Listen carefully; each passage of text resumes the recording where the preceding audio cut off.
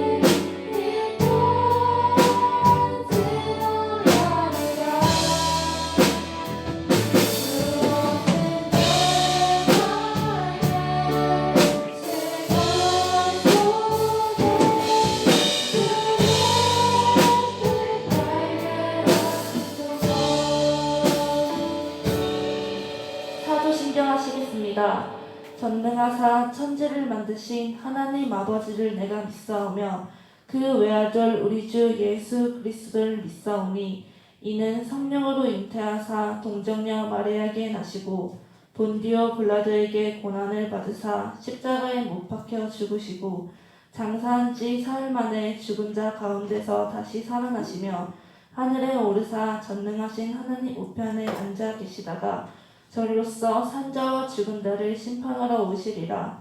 성령을 믿사오며 거룩한 공의와 성도가 서로 교통하는 것과 죄를 사하여 주시는 것과 몸이 다시 사는 것과 영원히 사는 것을 믿사옵나이다. 아멘.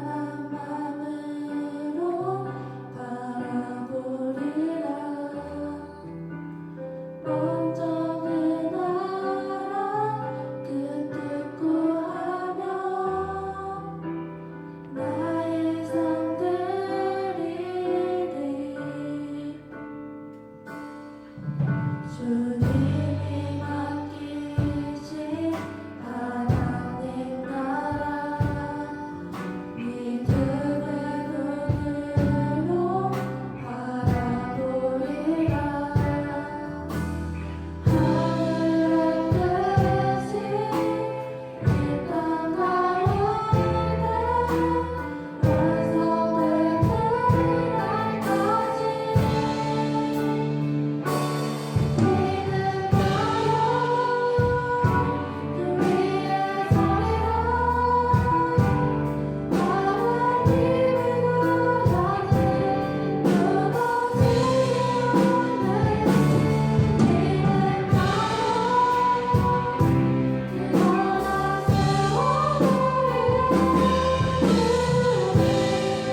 이곳에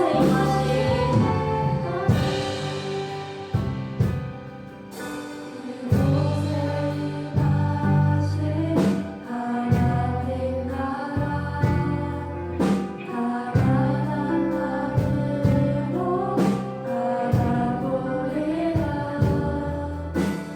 먼저 그 나라 큰 구하며 나의 삶들이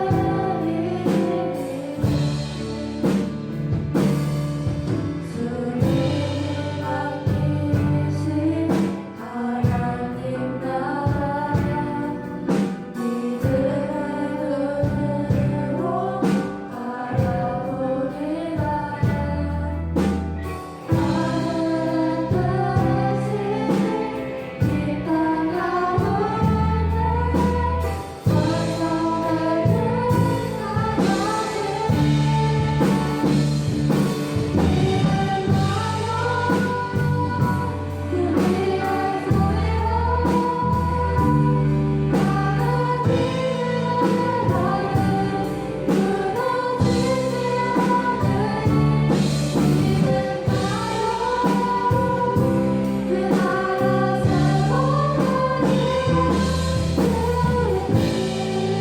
주님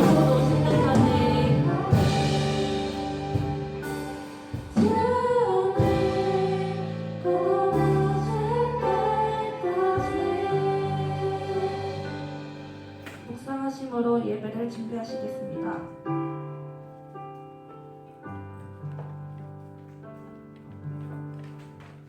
기도하겠습니다. 하나님 감사합니다. 아버지 하나님께서 사랑하시는 귀한 우리 고등부 학생들이 각자의 처소에서 이렇게 온라인으로 또한 예배를 드리는 상황 속에 있습니다. 비록 교회에 나오지 못했지만 각 처소에서 드리는 예배를 하나님께서 받아주시고 또 교회에 함께 모이기를 힘써 함께 예배하기를 아버지 하나님 앞에 더욱더 열심을 낼 수 있는 우리 학생들 될 수 있도록 인도하여 주시옵소서. 또한 이 시간 말씀 듣습니다. 우리 말씀 듣는 가운데에 집중케 하시고 잘 깨달아 알고 하나님 나라를 이 민족을 사랑하는 마음을 허락하여 주시옵소서. 예수님의 이름으로 기도드립니다. 아멘.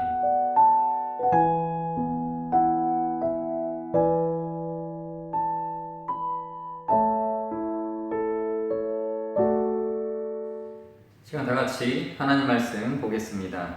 하나님 말씀은 역대하 7장 12절에서 14절의 말씀입니다. 역대하 7장 12절에서 14절의 말씀입니다. 밤에 여호와께서 솔로몬에게 나타나사 그에게 이르시되 내가 이미 내 기도를 듣고 이곳을 택하여 내게 제사하는 성전을 삼았으니 혹 내가 하늘을 닫고 비를 내리지 아니하거나 혹 메뚜기들에게 토산을 먹게 하거나 혹 전염병이 내 백성 가운데 유행하게 할 때에 내 이름으로 일컫는 내 백성이 그들의 악한 길에서 떠나 스스로 낮추고 기도하여 내 얼굴을 찾으면 내가 하늘에서 듣고 그들의 죄를 사하고 그들의 땅을 고칠지라. 아멘.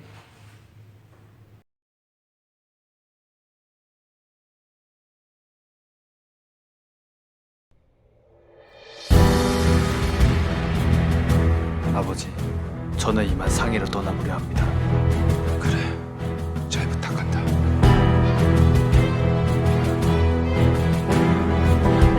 몸 조심하고. 다녀오겠습니다.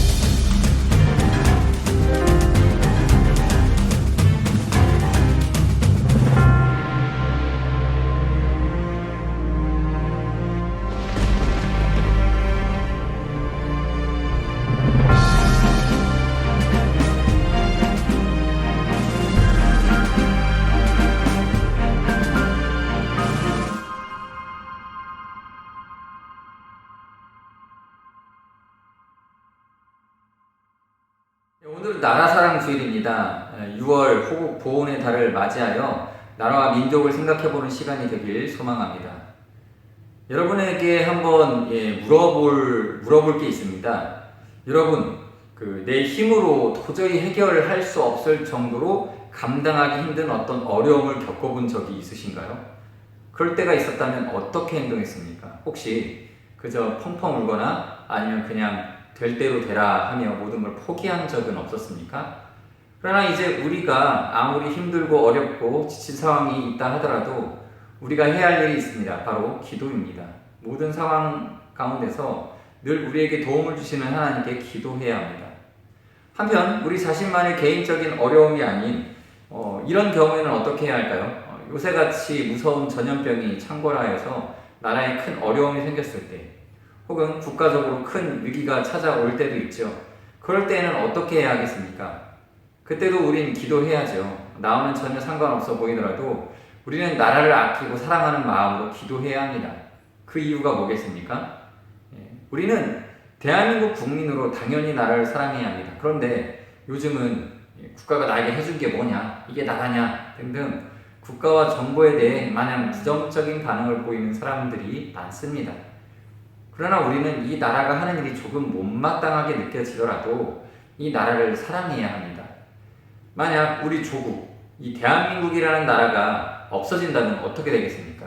나라 잃은 서름이라는 말을 들어보셨지 않습니까? 남의 나라, 저기 저 먼 나라, 아주 오래된 이야기가 아니라 지금으로부터 약 100여 년 전 우리나라에서 일어난 이야기죠. 열강의 침략과 세력 다툼의 틈바구니 속에서 우리나라는 결국 일본의 지배 아래에 넘어갔고 그로 인해 우리의 선조들은 일제 36년이라는 치욕적인 나날을 보내야만 했습니다. 젊은 남자들은 우리나라가 아니라 일본을 위해 목숨을 바쳐야 하는 군대로 끌려갔고요. 젊은 여자들은 위안부로 끌려가기도 했습니다. 모든 국토의 자원은 일본으로 헐값에 팔려가고 땅도 다 일본인들이 가져갔습니다. 천황을 왕으로 섬겨야 했고 우리말이 사라지고 한글을 사용할 수도 없었습니다. 이름도 일본식으로 바꿔야 했습니다. 그리고 일본인을 내지인으로 또 조선인을 반도인이라고 부르면서 차별했습니다. 당시 어떤 식당에서는요, 개와 조선인은 출입 금지라는 안내문도 붙어 있었다고 합니다. 누구라도 불만을 토하면 끌려가서 모진 고문과 핍박을 받아야 했고 어떤 사람들은 옥중에서 목숨을 잃기도 했습니다. 이 일들이 나라를 잃은 우리 선조들이 불과 100여 년 전에 겪은 사건입니다. 사랑하는 학생 여러분, 다시는 이런 일이 일어나지 않도록 우리를 세상의 다른 나라들로부터 지켜서 이 국가라는 울타리가 없어지지 않게 하기 위해 우리 모두가 나라를 지켜야 하고 또 나라를 사랑해야 하는 것입니다. 이 성경의 교훈에는 각 사람들이 그 속한 나라와 권세들에게 복종하라는 가르침이 있고요.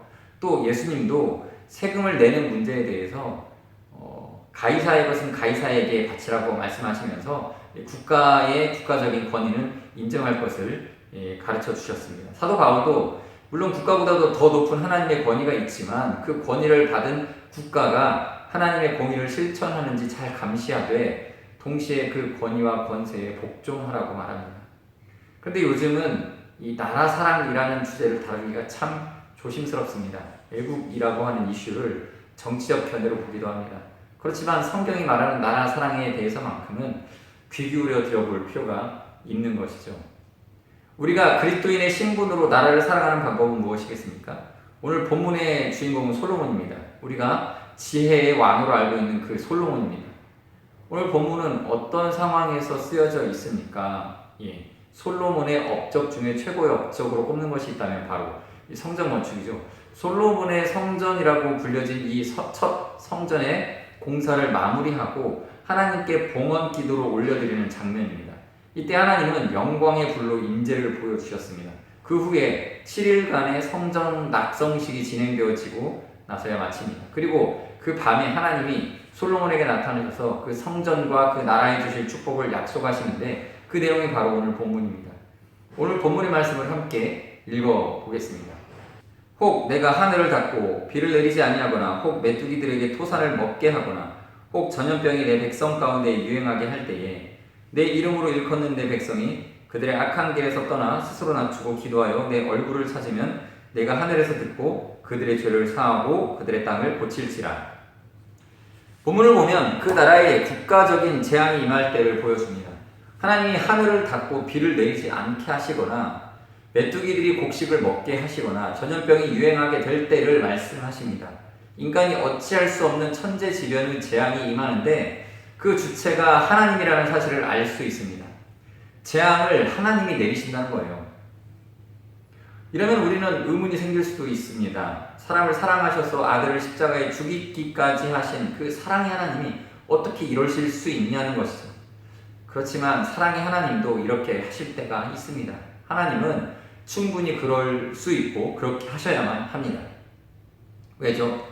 왜냐하면 백성이 악한 길로 행하며 죄를 지었기 때문이죠. 그 이유가 무엇이라고 기록되어 있습니까? 그것은 그들의 죄 때문입니다. 그들의 죄 때문에 오늘 우리 삶에는 종종 이유를 알 수 없는 고난이 찾아올 때도 있지만 이 죄과 관련된 이유 없이 나에게 주시는 그런 고통도 있습니다. 그때는 우리가 요셉과 같은 고통을 통해서 이 하나님의 때를 기다리며 연단 받을 수도 있는 거예요. 그렇지만 어떤 고난과 고통은요, 분명 우리가 지은 죄 때문인 것이고 하나님은 그 죄를 반드시 갚으시는 분이심을 기억해야 하는 것입니다. 어떤 너그러운 판사가 있다고 한번 가정해 봅시다. 그 판사는요, 이 사랑이 넘쳐서 심지어 연쇄살인범과 같은 극악무도한 자도 매번 용서하며 거의 무죄에 가까운 형량을 내린다고 생각해 보십시다. 이 착한 국민들이 무서워서 살 수 있겠습니까? 그런 마냥 자유로운 판사의 그 판사의 판결은 그 누구도 원하지 않습니다. 그것은 공의가 아니기 때문입니다. 우리가 원하는 판사는 지은 죄에 대해 합당하게 판결하고 처벌하는 판사입니다. 마찬가지로 하나님은 인간의 모든 행동에 대해 판사가 되십니다. 물론 하나님은 사랑의 하나님이시지만 또한 공의의 하나님이십니다. 사랑의 하나님이시니까 죄 지은 모든 사람을 그저 너그럽게 용서하고 넘어가야 하겠습니까? 그것은 또 다른 악을 생성하게 만들 뿐이겠죠. 그때는 어떻게 해야 할 겁니까? 그때도 처벌을 약하게 하거나 용서해 준 하나님의 책임으로 돌며 원망할 건가요? 하나님은 공의의 판사로서 잘못에 대해 분명하게 처벌하고 징계하시는 분이십니다. 그것이 그분의 공의라는 속성을 오염시키지 못합니다. 우리가 믿는 하나님, 그분은 분명 공의로운 하나님이십니다. 하나님은 잘못하는 자녀를 바르게 징계하는 참된 아버지가 되십니다. 아들이 그 죄의 가혹한 대가를 치르고서라도 죄를 깨닫고 아버지께로 돌아오기를 바라시는 참된 하나님이십니다. 그렇다면 이러한 벌과 재앙을 해결하는 방법은 무엇이겠습니까? 그 방법은 오늘 본문 14절에 있습니다. 쓰여있는 그대로 우리가 악한 길에서 떠나서 겸손하게 기도하며 하나님의 얼굴을 구하면 하나님이 들으시고 우리의 죄를 용서하시고 우리의 땅을 고치신다고 말씀하십니다. 여기서 얼굴은 인격을 의미합니다. 즉 하나님의 인격 중에서도 죄를 용서하시는 하나님의 자비로운 속성을 구하면 하나님이 참으로 용서하신다는 겁니다. 그리고 그 땅도 고치십니다. 단순히 경작지만을 의미하는 것이 아니라 우리가 발을 딛고 선 곳, 우리가 사는 모든 삶의 모든 조건들을 의미하는데요. 우리가 회개할 때 하나님을 용서하시고 우리가 사는 지역과 그 나라를 고치신다는 것입니다. 따라서 14절의 약속, 그 14절의 하나님의 말씀은 이스라엘 백성이 죄된 길에서 돌이켜 하나님께 돌아오기만 한다면 실패한 모든 영역, 조각난 인격까지도 치유하시겠다는 하나님의 견고한 약속인 것입니다. 그리고 솔로몬을 통해 이스라엘 백성에게 약속하신 이 말씀은 오늘 믿음으로 이 영적 이스라엘 백성이 된 우리에게도 여전히 유효합니다.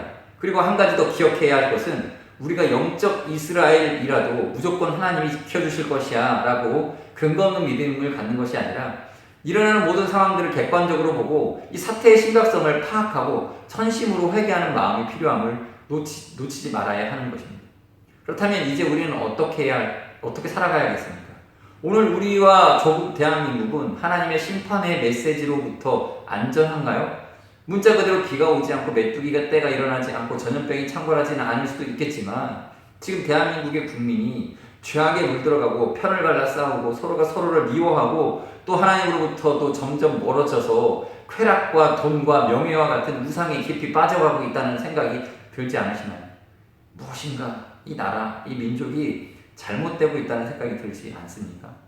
편을 가르고 각자 서로의 잘못이라고 상대방을 공격하는 것 같은 이때에 우리는 조국을 위해 무엇을 해야 하겠습니까? 우선 스스로를 돌이켜서 겸손한 마음으로 각자가 죄를 회개해야 합니다. 혹시 속으로 나라가 이 모양이 된 것이 나 때문인가요? 내가 회개할 것이 무엇이 있나요? 라고 반문할지도 모릅니다. 난 잘못 없다. 여러분, 그러나 우리의 행한 범죄가 없다 치더라도 내가 나라를 위해서 기도하지 않았다는 점을 우리는 부끄럽게 여겨야 합니다. 내가 나라의 위정자들과 정치, 경제, 사회를 위해서 기도하지 않았기 때문에 이런 문제들이 생겼을 수도 있다는 점을 생각해 봐야 합니다. 기도해야 할 영적인 이스라엘인 내가 하나님께 민족의 잘못과 죄악을 끌어안고 기도하지 않았기 때문에 이런 상황들에 놓여 있을 수도 있는 것입니다. 또 한편 잘못은 내가 아니라 저 사람들이 했는데요 라고 말할 수도 있습니다. 그렇지만 잘못한 그 사람들은 하나님을 모르고 말씀도 모르고 문제가 문제인지도 모르는데 어떻게 기도할 수 있겠습니까?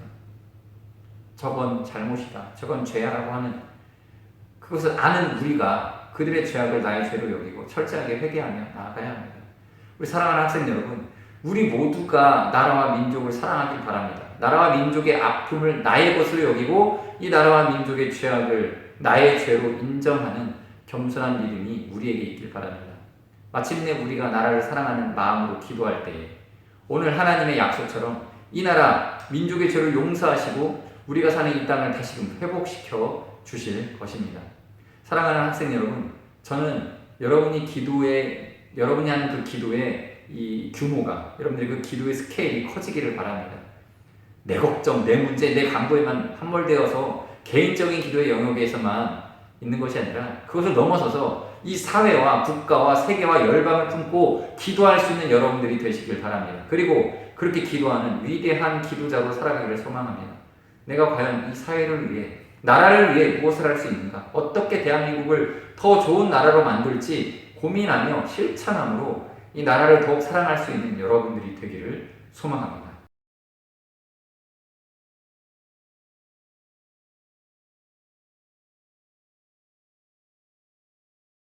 시간 함께 기도하겠습니다. 하나님이 우리를 통하여서 이 민족과 나라를 위하여서 기도하게 하신, 우리가 성령의 인도함을 받아 이 땅과 이 나라의 죄악을 함께 회개하며 하나님 앞에 이끌고 나아갈 수 있는 지도력, 영적인 이스라엘 백성된 삶을 살아갈 수 있게 해달라고 시간 잠시 기도하도록 하겠습니다. 기도하십시오.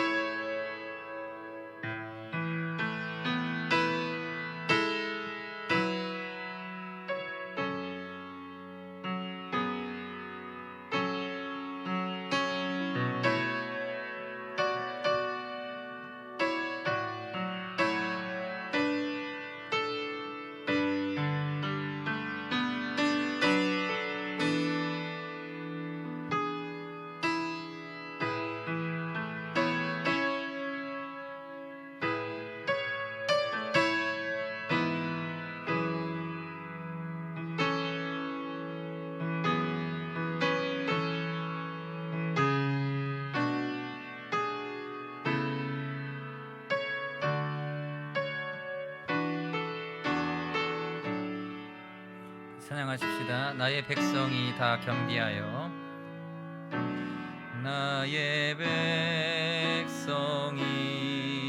다 겸비하여 내게 기도하며 나의 얼굴을 구하여서 그 악한 길 떠나며 하늘에서 듣고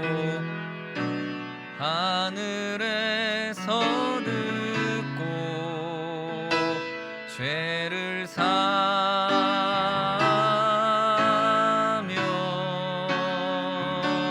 그들의 땅을 고치리라. 그들의 땅을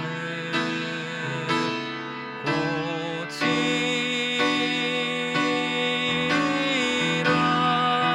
아버지여 고쳐주소서.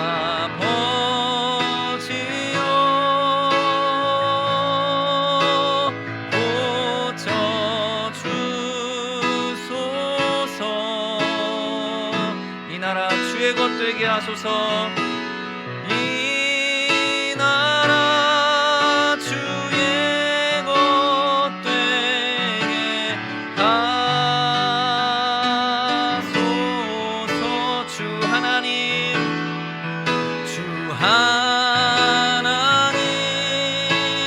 간절히 기도하오니 상한 이 땅 새롭게 하소서. 한 번 더 고백하십니다. 아버지여 고쳐주소서.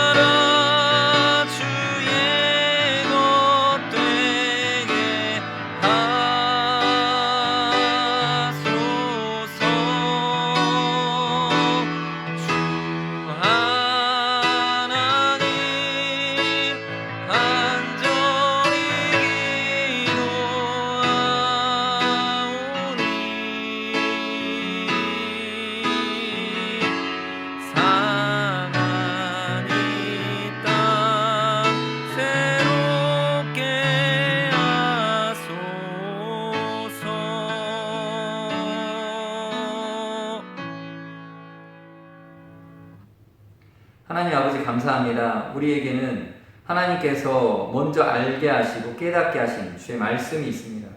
하나님 말씀을 바라볼 때마다 이 나라와 민족을 향한 긍휼한 마음이 우리 마음속에서 샘솟듯 솟아나오게 하여 주시옵소서. 우리 자신만을 생각하는 것이 아니라 이 민족을 생각하며 이 나라를 위하여 눈물로 기도할 수 있는 그런 위대한 믿음의 일꾼들이 되게 하여 주시옵소서. 그리하여 하나님께서 귀하게 쓰시는 주님 나라의 백성 되게 하여 주옵소서. 예수님의 이름으로 기도드립니다. 아멘. 이제는 우리 주 예수 그리스도의 은혜와 하나님 아버지의 크신 사랑하심과 성령님의 교제 교통으로 충만하시니 아버지 하나님 나라의 일꾼 되어 이 나라와 민족을 사랑하고 이 나라와 민족을 위하여 기도하여 깨어 주님 앞에 겸비하기를 소망하는 우리 학생들 위해 이제부터 영원토록 함께 있을지어다. 아멘.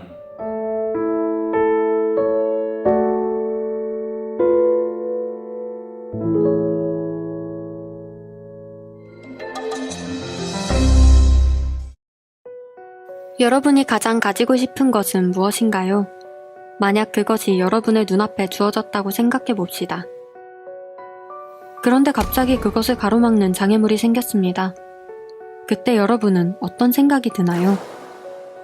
어떤 사람은 좌절하거나 혹은 초조한 마음이 생길 것입니다. 또는 여러분에게 그것을 주려고 했던 사람을 원망하게 될지도 모르겠습니다. 오늘 말씀에서도 그런 일이 생겼습니다. 하나님이 주시기로 한 약속의 땅을 앞에 두고 이스라엘 백성들의 마음은 부풀었습니다. 그리고 정탐꾼들이 돌아와서 과연 그 땅에 젖과 꿀이 흘렀다고 하면서 그 땅의 과일을 보여줄 때 그들은 무척 기뻤을 것입니다. 그러나 10명의 정탐꾼들이 이렇게 말했습니다. 우리는 능히 올라가서 그 백성을 치지 못하리라. 그들은 우리보다 강하니라. 그들은 심지어 그 땅이 거주민을 삼키는 땅이며 우리는 그들에 비해 메뚜기 같다고 말합니다. 이 말을 들은 이스라엘 백성들은 어떻게 되었을까요? 그들의 마음은 무너졌습니다. 성경은 온 회중이 소리 높여 부르짖으며 백성이 밤새 통곡했다고 말합니다. 하나님이 그 땅을 주시겠다고 하신 약속을 잊어버리고 그 땅의 강한 백성들 때문에 그 땅에 들어갈 수 없다고 생각했습니다. 그들은 모세와 아론을 원망하고 그들이 종살이했던 애굽으로 돌아가겠다고 말합니다. 이스라엘 백성들은 그럴수록 더욱 하나님의 약속을 붙잡아야 했지만 그러지 못했습니다. 그러나 모세와 아론은 불평하는 모든 회중 앞에서 하나님께 엎드립니다. 또 두 정탐꾼인 여호수아와 갈렙이 믿음의 말을 전합니다. 그들은 하나님이 우리를 기뻐하시면 우리가 그 땅에 들어가게 될 것이라고 말합니다. 다만 여호와를 거역하지는 말라. 또 그 땅 백성을 두려워하지 말라. 그들은 우리의 먹이라. 그들의 보호자는 그들에게서 떠났고 여호와는 우리와 함께 하시느니라. 그들을 두려워하지 말라. 이 말을 들은 온 회중들은 그들을 돌로 치려 했지만 하나님의 믿음의 사람의 손을 들어주셨습니다. 12 정탐꾼 사건에 나타난 10 정탐꾼의 입장과 여호수아와 갈렙의 입장은 왜 달랐을까요? 같은 땅을 보면서도 이렇게 다른 것은 그들이 무엇을 보았느냐입니다. 10 정탐꾼은 그 땅에 사는 백성들을 보고 두려워했지만 여호수아와 갈렙은 그 땅을 주시겠다고 약속하신 하나님을 믿고 가나안 땅의 거주민과 싸우실 하나님을 보았습니다. 거주민은 눈에 보이지만 거주민과 싸우실 하나님은 눈에 보이지 않습니다. 믿음은 보이지 않는 것을 볼 수 있는 힘입니다. 하나님의 약속을 믿음으로 보이지 않는 것을 볼 수 있는 것이 믿음입니다. 우리는 10 정탐꾼과 여호수아와 갈렙 중 어느 편에 서 있나요? 혹 문제가 너무 커 보여서 하나님의 신실한 약속을 놓치진 않았나요? 지금 내 앞에 놓인 문제가 너무 힘들다면 크고 위대하신 하나님께 엎드립시다. 하나님은 문제보다 크고 놀라우신 분이십니다. 하나님은 우리와 언제나 함께 하시며 승리를 약속하셨습니다. 우리가 하나님을 믿고 의지하며 담대하게 살아가길 원하십니다. 우리가 하나님 앞에 문제를 내려놓을 때 하나님은 우리가 생각하지 못한 놀라운 일들을 행하실 것입니다. 하나님이 내 삶 가운데 행하실 놀라운 일을 기대하며 하나님과 함께 믿음으로 나아가길 바랍니다.